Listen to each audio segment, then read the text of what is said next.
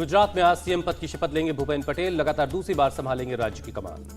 दोपहर 2 बजे होगा शपथ ग्रहण समारोह। पीएम मोदी, गृह मंत्री अमित शाह और राजनाथ सिंह समेत कई केंद्रीय मंत्री समारोह में शामिल होंगे।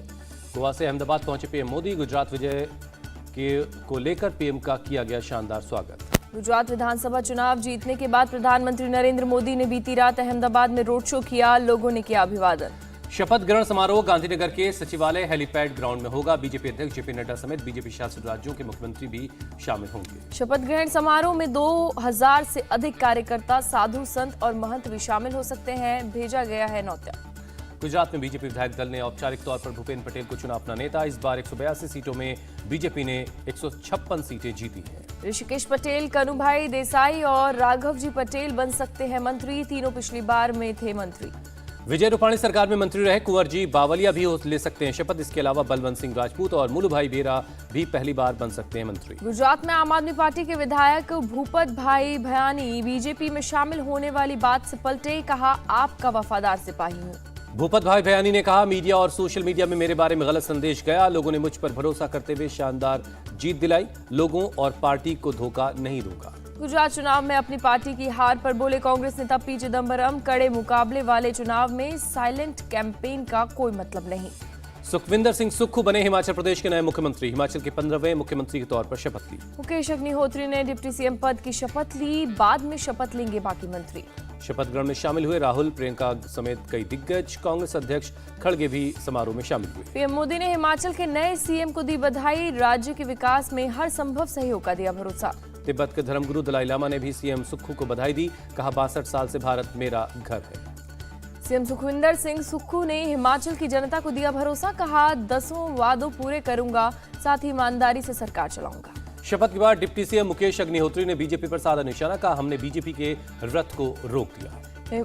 कांग्रेस महासचिव प्रियंका गांधी ने कहा चुनाव में किए सारे वादे जल्दी से जल्दी पूरे किए जाएंगे। हिमाचल की जनता को सचिन पायलट ने दिया भरोसा, प्रदेश के विकास के लिए मिलकर काम करेंगे। हिमाचल में सरकार बनने पर बोले राजस्थान के सीएम अशोक गहलोत, कांग्रेस के साथ साथ हिमाचल की जनता के लिए है नई शुरुआत। शपथ ग्रहण समारोह में शामिल हुए सीएम सुक्खू की मां, बेटे को बताया सेवादार, कहा लोगों की करेंगे सेवा। हिमाचल के सीएम सुक्खू की पत्नी ने जनता का किया धन्यवाद, कहा हर सफलता के लिए करना पड़ता है संघर्ष।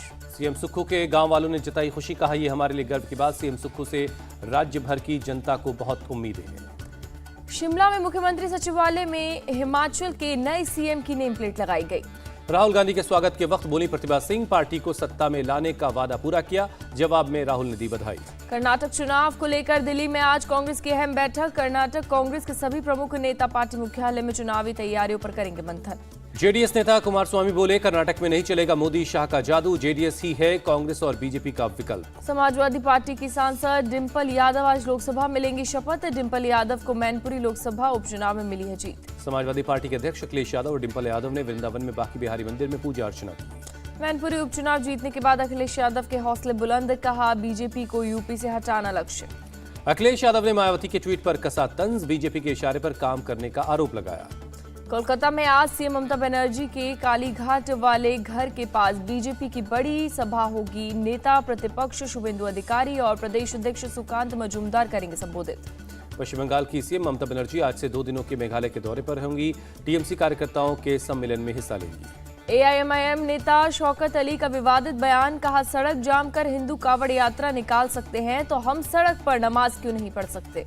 पीएम की शॉर्टकट पॉलिटिक्स वाले बयान पर उद्धव गुट की शिवसेना ने कसा तंज, प्रियंका चतुर्वेदी ने पीएम के बयान को बताया फनी।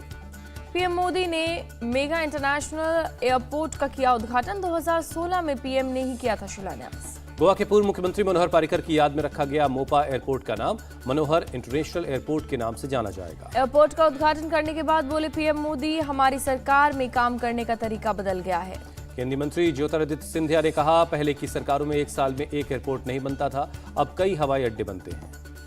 प्रधानमंत्री मोदी पणजी में नवे विश्व आयुर्वेद कांग्रेस के समापन समारोह में हुए शामिल। पीएम मोदी ने गोवा में 3 आयुष संस्थाओं का उद्घाटन किया, बोले 30 से ज्यादा देशों ने दी आयुर्वेद को मान्यता। पीएम मोदी ने योग और आयुर्वेद को दुनिया के लिए बताया उम्मीद की किरण, कहा दोनों का डेटा बेस तैयार करना होगा। गोवा के मुख्यमंत्री प्रमोद सावंत ने कहा पीएम ने आयुर्वेद की को दी वैश्विक पहचान, गोवा में बनाएंगे आयुष मंत्रालय। नागपुर दौरे पर पीएम मोदी ने कलाकारों का बढ़ाया हौसला, ढोल बजाते हुए नजर आए पीएम। पीएम मोदी ने चौथे औद्योगिक क्रांति का फायदा उठाने का आग्रह किया, कहा मौके बार बार नहीं मिलते हैं।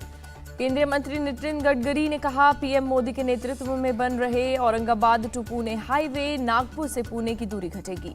पीएम मोदी के महाराष्ट्र दौरे पर उद्धव ठाकरे ने कसा तंज, महाराष्ट्र कर्नाटक सीमा विवाद पर पीएम को घेरा। वाराणसी पहुंचे सीएम योगी आदित्यनाथ, काशी विश्वनाथ मंदिर में पूजा अर्चना की। प्रबुद्ध जन सम्मेलन में बोले सीएम योगी, प्रदेश के मुख्यमंत्री आवास योजना के तहत 45 लाख गरीबों को घर मिला है। यूनिवर्सल हेल्थ कवरेज डे 2022 कार्यक्रम में बोले सीएम योगी, 4600 पीएचसी में जल्द टेली कंसल्टेंसी की सुविधा होगी।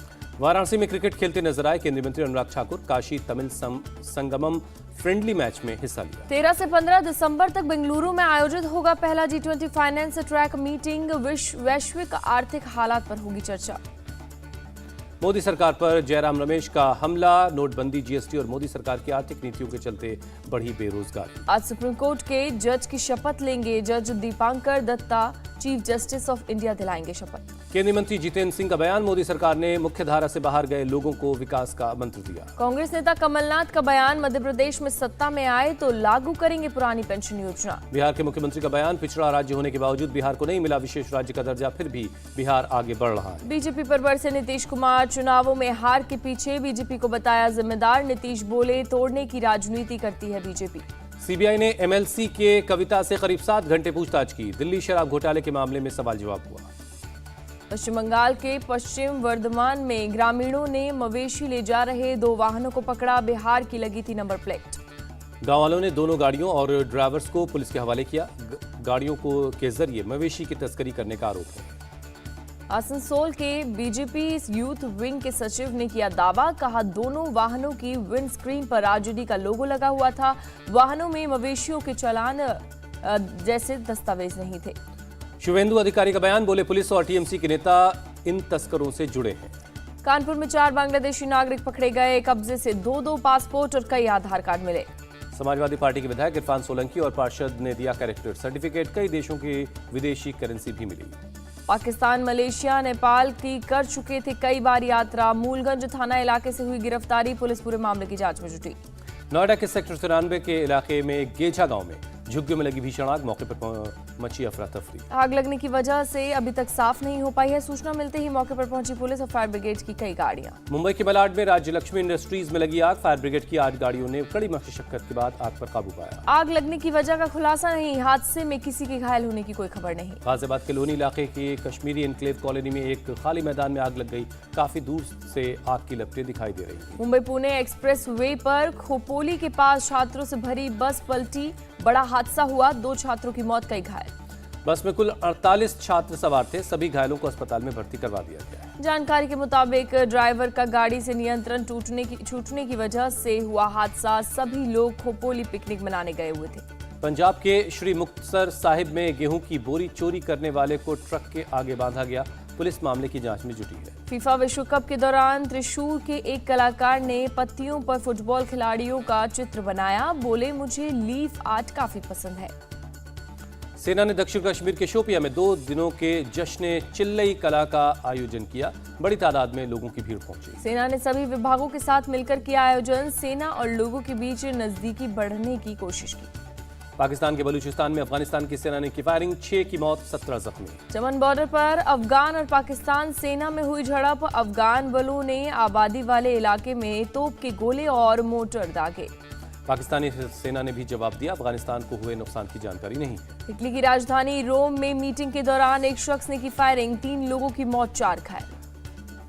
सबको मार डालूंगा कहते हुए आरोपी बिल्डिंग के अंदर घुसा और फिर गोलियां चला दी, मामले को लेकर रोम के मेयर ने इमरजेंसी मीटिंग बुलाई। यूएस सेंट्रल कमांड बलों ने पूर्वी सीरिया में किया हेलीकॉप्टर हमला, आईएसआईएस के 2 आतंकवादी थे।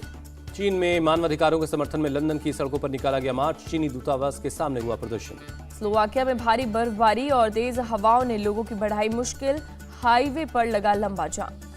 बोस्निया और क्रोएशिया में बाढ़ और लैंडस्लाइड के चलते भारी तबाही, सड़कें बनी दरिया, लोगों के घरों में घुसा पानी। लैंडस्लाइड के चलते कई सड़कें हुई बंद, रेस्क्यू के लिए सेना ने संभाला मोर्चा।